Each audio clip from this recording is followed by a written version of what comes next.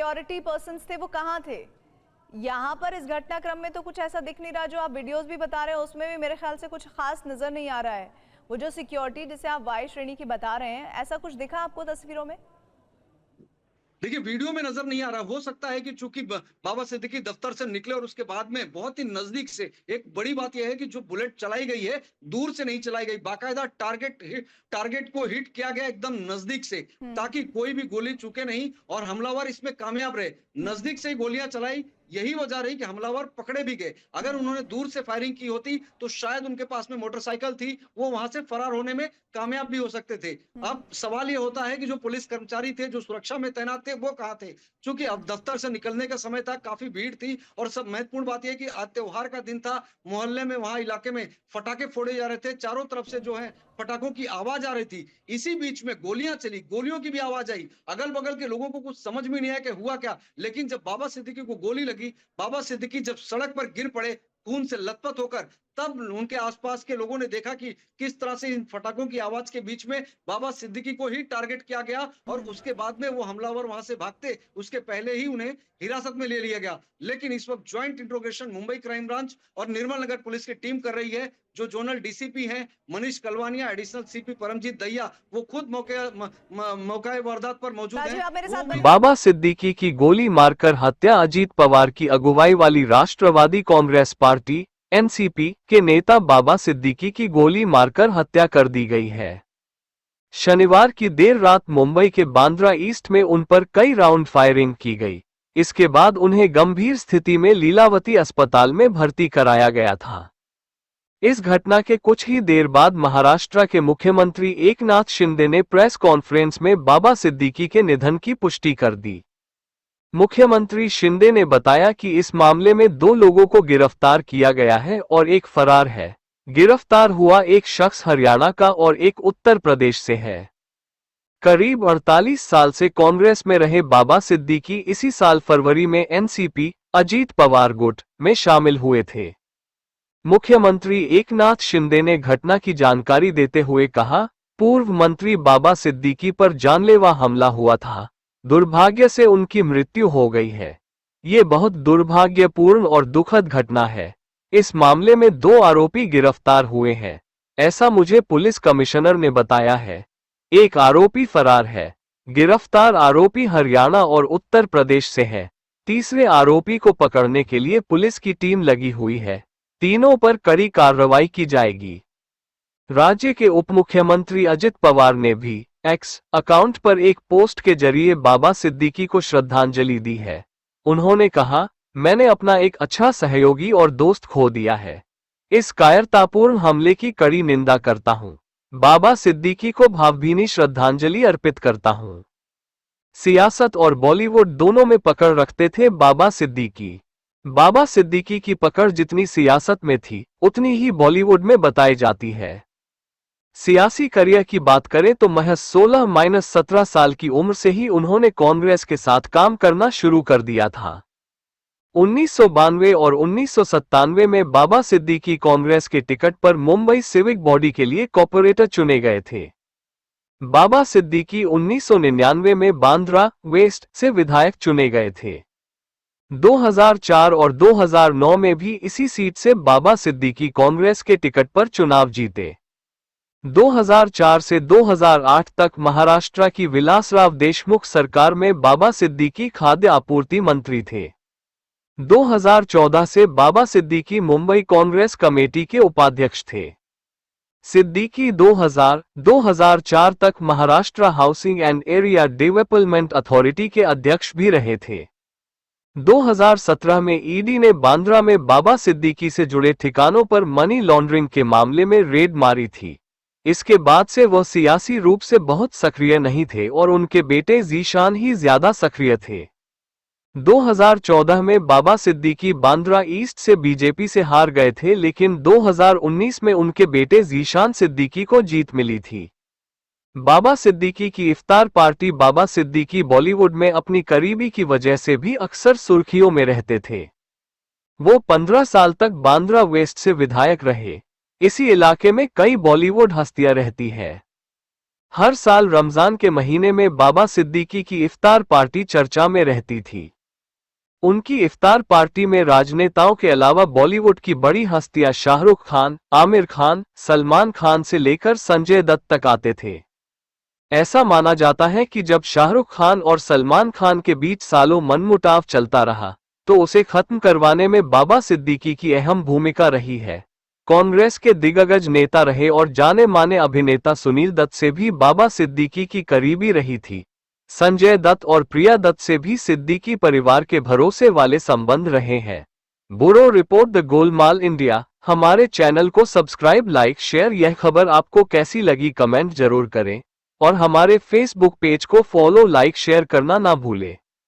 इस वक्त की बड़ी जानकारी ये है कि बाबा सिद्दीकी एनसीपी अजीत गुट के नेता, उनकी गोलियों से भूनकर हत्या की गई है। उन्हें 3 गोलियां लगी है, 2 सीने में मारी गई है, 1 पेट में मारी गई है। और ये कहा जा रहा है कि इस वक्त जैसे ही 9:15 बजे के आसपास का घटनाक्रम है, जैसे ही उन्हें अस्पताल ले जाया गया, वहीं डिक्लेयर कर दिया गया था कि उनकी मौत हो गई है। 2 घंटे इस हत्याकांड को हो गए हैं, लेकिन सबसे बड़ी बात यह कि आखिर मकसद क्या था इस हत्याकांड का, ये नहीं पता चल पाया है। 2 शार्प शूटर्स की बात की जा रही है, जिसमें कहा जा रहा है कि एक उत्तर प्रदेश का है, एक हरियाणा का है। और जिस तरह से टारगेटेड अटैक किया गया है, ये शार्प शूटर हो सकते हैं। सोर्सेज हमारे ये कंफर्म कर रहे हैं। हमारे सहयोगी राजीव बता रहे हैं कि 9:15 बजे ये जो घटनाक्रम हुआ है, ये एसआरए प्रोजेक्ट में विवाद चल रहा था 5-1 सालों से। उस विवाद के चलते हो सकता है कि इस हत्याकांड को, बाबा सिद्दीकी के इस हत्या को अंजाम दिया गया हो। बाबा सिद्दीकी महाराष्ट्र की राजनीति में कांग्रेस का लंबे वक्त तक चेहरा रहे, 3 बार विधायक रहे, 48 साल तक वो कांग्रेस में ही रहे। लेकिन लोकसभा चुनाव 2024 से पहले उन्होंने बदलाव किया, उन्होंने एनसीपी अजीत गुट का दामन थामा और उसके बाद से लेकर वो इस वक्त लगातार सियासत में थे और पॉलिटिकली होने के साथ साथ उनके कनेक्शंस बॉलीवुड में भी रहे। नाही, म्हणून मी सांगितलं, कायदा हातात घेण्याचा अधिकार कोणाला नाही। मुंबई पोलीस सक्षम आहेत आणि कायदा सुव्यवस्था राखण्यासाठी या ठिकाणी कोणी आरोपी असेल त्याच्यावर कठोर कारवाई होईल। आणि ही जी केस आहे ही देखील आपण फास्ट ट्रॅकमध्ये घेऊन न्यायालयाला विनंती करून तत्काळ अशा प्रकारच्या गुन्हेगारांना जरब बसेल अशा प्रकारची। मैं सुन रहा हूँ भाई, सुन रहा हूँ मैं। मुझे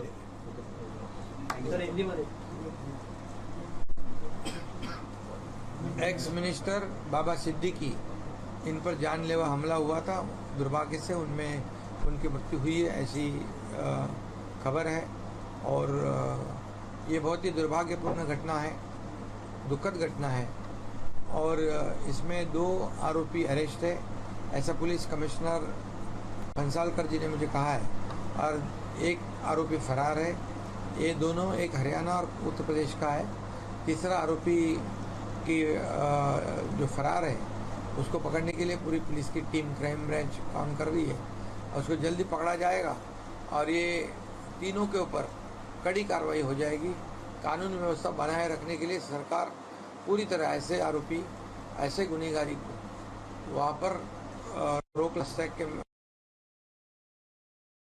मुख्यमंत्री एकनाथ शिंदे को आप सुन रहे थे, जो ये बता रहे हैं कि महाराष्ट्र की पुलिस सक्षम है, वो जल्द ही हमलावरों के पीछे का चेहरा सामने लेकर आएगी और साथ ही उन्हें न्यायपालिका पर यकीन है, उन्हें न्याय, बाबा सिद्दीकी को न्याय जरूर मिलेगा। लेकिन सबसे बड़ी बात यह कि त्योहार का दिन, विजयदशमी का पर्व, जब आमतौर पर सड़कें वीरान नहीं होती हैं, सड़कों पर लोग चलते हुए नजर आते हैं, कोई मेला देखने जा रहा होता है, कोई रावण दहन देखकर वापस लौट रहा होता है।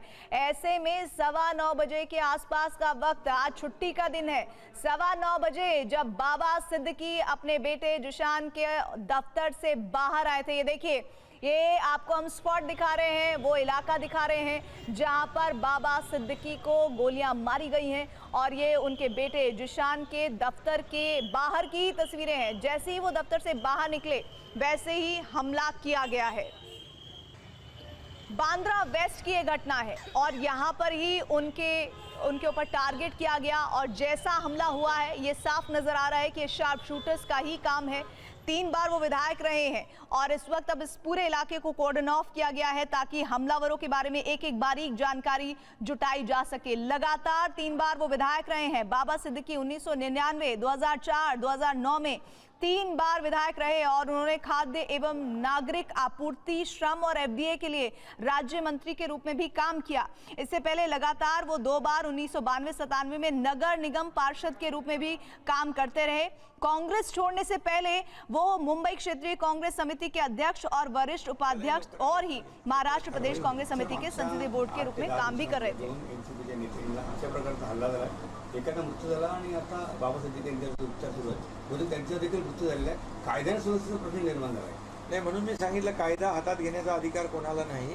मुंबई पोलीस सक्षम आहेत आणि कायदा सुव्यवस्था राखण्यासाठी या ठिकाणी कोणी आरोपी असेल त्याच्यावर कठोर कारवाई होईल आणि ही जी केस आहे ही देखील आपण फास्ट ट्रॅकमध्ये घेऊन न्यायालयाला विनंती करून तात्काळ अशा प्रकारच्या गुन्हेगारांना जरब बसेल अशा प्रकारची कारवाई करण्याचे निर्देश दिले।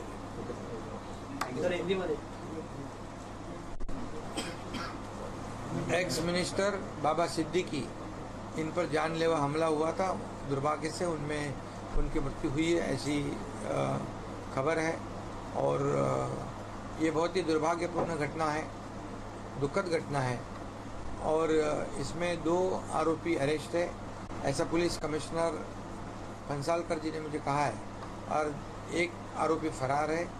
ये दोनों एक हरियाणा और उत्तर प्रदेश का है।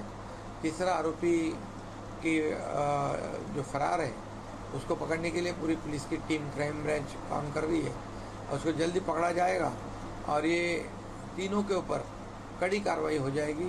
कानून व्यवस्था बनाए रखने के लिए सरकार पूरी तरह ऐसे आरोपी, ऐसे गुनहगारी को वहाँ पर रोक लगा के।